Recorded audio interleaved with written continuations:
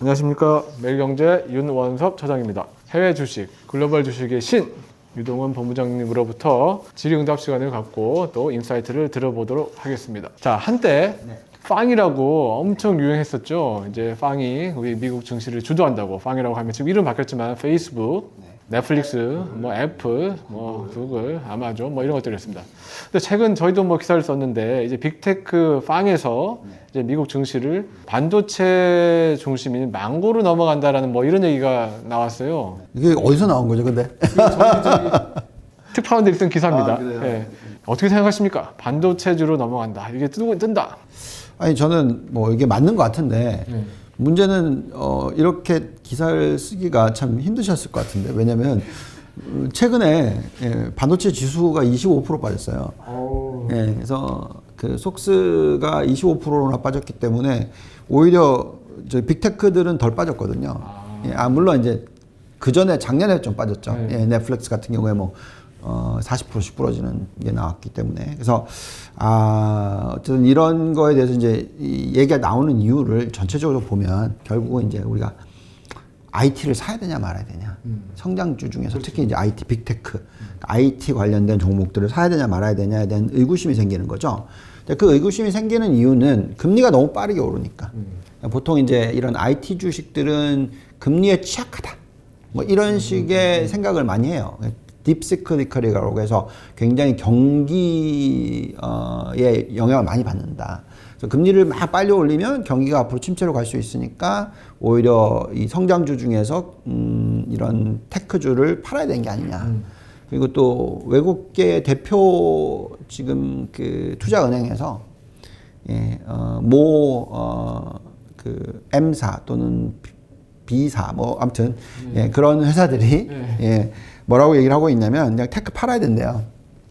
테크를 팔아야 된다. 예, 그래서 금리 올라가는 시대고 어쩌고 하면서. 그래서 이제 저는 이제 거기에 동의를 할 수 없고요. 그래서 저는 오히려 팡, 망고 다 사야 된다 생각합니다. 다 사야 된다. 지금 조정은 있을 수 있으나 특히 이 반도체 망고는요. 뭐 마이크론, AMD, 브로드컴, 엔비디아, 뭐 글로벌 파운드리, 뭐 온 세미컨덕터 다 보시면은 지금 상당히 매력도 높아요. 제가 돌려보는 모델상에 물론 많은 분들께서 그 모델을 어떻게 믿냐 뭐 이런 식으로 계속 많이들 좀 비하 발언들을 많이 하시는데 저는 이걸 가지고 여태까지 투자를 해왔기 때문에 성공을 많이 했습니다. 그래서 제가 계속 업그레이드를 하는 모델이고요. 그래서 그렇게 보면은 지금 현재 반도체 업종이 전 세계의 어떤 업종들보다 제일 싸 보여요. 제 눈에는. 네. 근데 그게 반도체는 지금 공급 부족 뭐 이런 문제가 있잖아요. 그것 때문인가요? 아니면 앞으로도 이게 계속 앞으로도죠. 그래서 계속 지금 수요가 워낙 높아지는 과정에서 공급 문제까지도 문제라기보다는 이런 거죠. 공급 문제가 생기지 않았어요, 아직. 계속 생산 늘리고 있어요.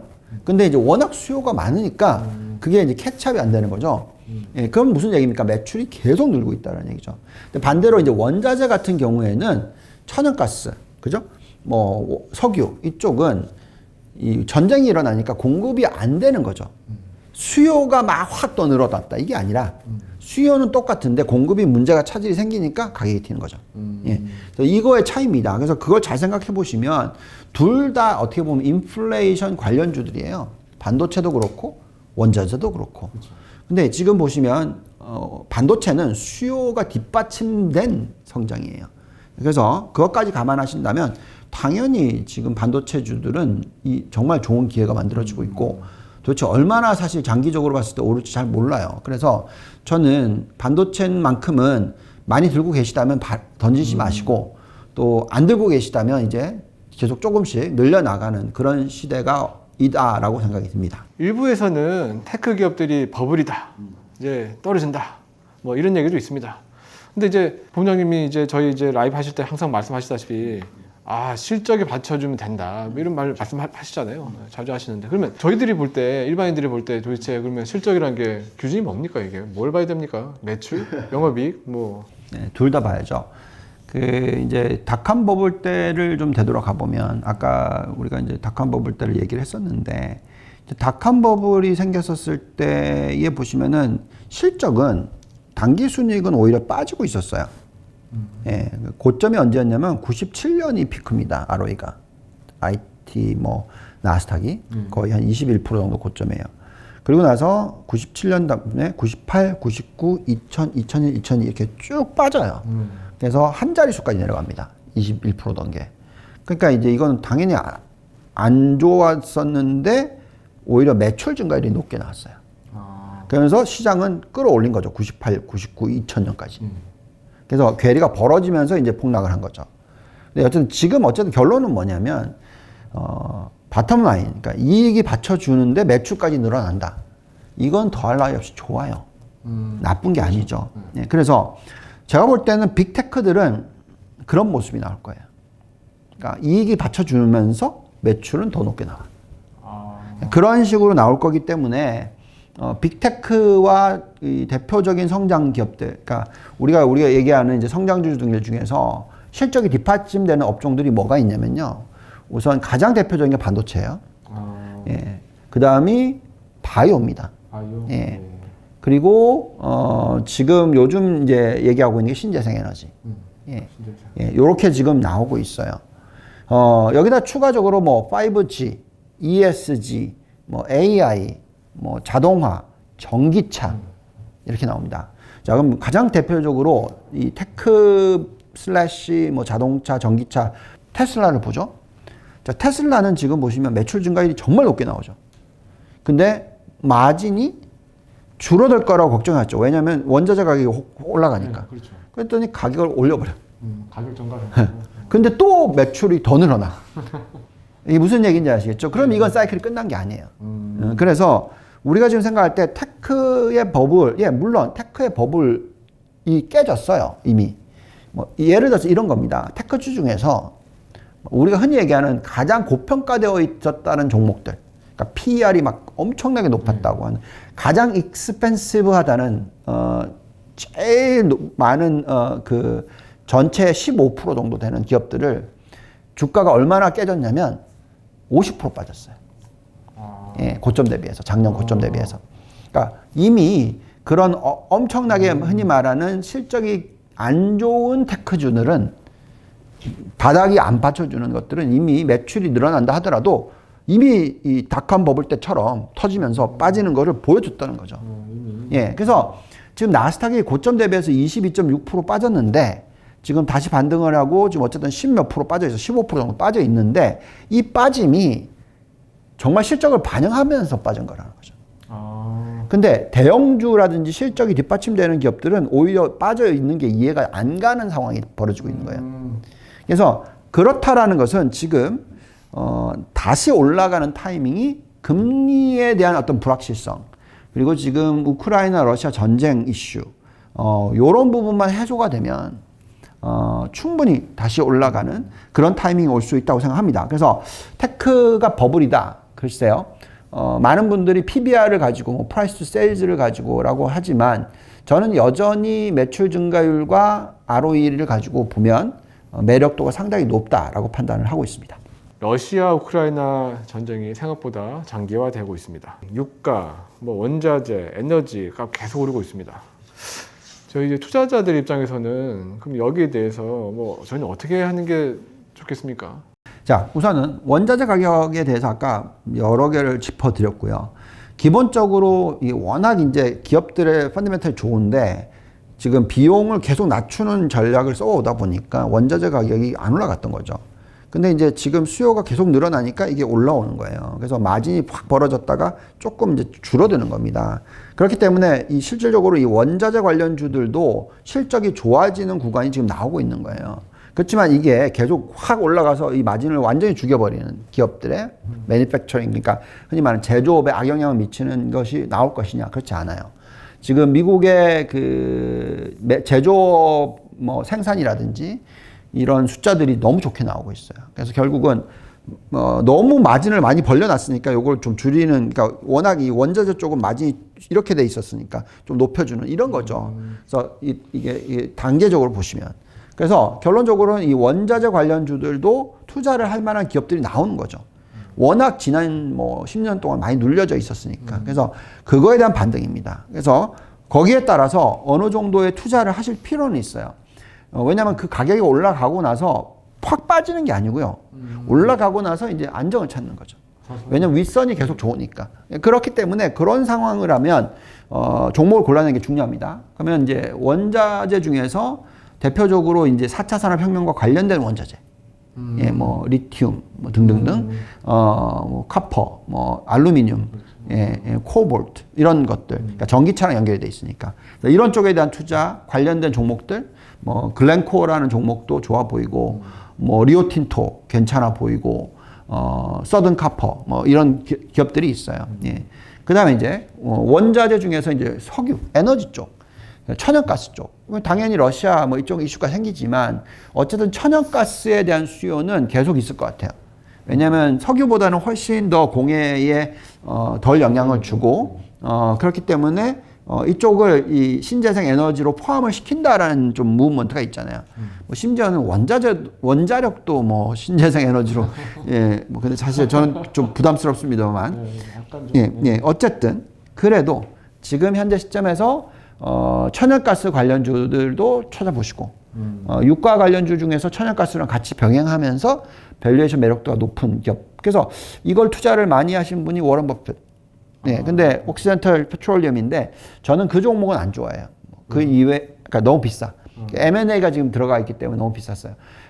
근데 뭐 마라톤 오일이라든지, 그다음에 뭐 대번 에너지라든지, 또 심지어는 뭐 엑슨모빌 뭐 등등 그런 기업에 플러스 이제 이 천연가스 관련 기업들까지, 코노코 필립스 뭐 등등. 제가 이제 종목 하나는 얘기를 못 합니다. 제가 들고 있기 때문에. 그래서 어쨌든 그런 종목들을 골라내셔서 전체 포트 중에서 한 10% 정도를 원자재와 석유 관련주를 들고 가시면 그것이 올라가면서 다른 쪽에 어떤 빠짐을 해증을 해줄 수가 있어요. 그래서 그 정도는 들고 가시라. 근데 좀 더 이 원자재 슈퍼사이클에 대해서 믿으심이 높으신 분들은 한 20%까지 당겨도 된다. 예, 뭐 최고. 예, 그 정도까지 생각하고 있습니다. 우리나라가 왜 18일부터 거리두기가 완전히 해제됐잖아요. 네. 코로나 이전 상태로 돌아간다면 우리가 주목해야 될 뭐 종목이나 어떤 부분이 있을까요? 그러니까 우리가 다 흔히 얘기하는 이제 위드 코로나 시대라고 얘기를 하죠. 그래서 이제 위드 코로나라고 하면 뭐 당연히 여행주도 있을 거고, 뭐 항공주도 있을 거고, 호텔 뭐 등등에 있을 거예요. 근데 이제 그렇게만 보지 마시고요. 기본적인 전체 소비가 활성화될 수 있다. 예. 그리고 결국은 이제 이 성장 산업 중에서도 이 자동화로 넘어가면서 계속 지금 소비가 늘어날 게, 특히 이제 전기차에 대한 수요가 굉장히 늘어날 거예요. 예. 좀 빠르게 늘어날 수도 있습니다. 그래서 그런 부분들이라든지, 그래서 다 같이 봤었을 때 우리가 위드 코로나 시대의 리오프닝 주들 플러스 알파, 그다음에 이제 여기서 은행권이 대출을 많이 해줄 거예요. 이제 그러면 이제 은행주들 이런 식으로 우리가 흔히 말하는 가치주들의 어떤 매력도들도 살아납니다. 그래서 우리가 잘 종목을 골라내는 게 중요하다라고 말씀을 드릴게요. 자, 미국에 제가 보니까 이제 델타 실적이 나왔는데 주가가 튀어요. 예.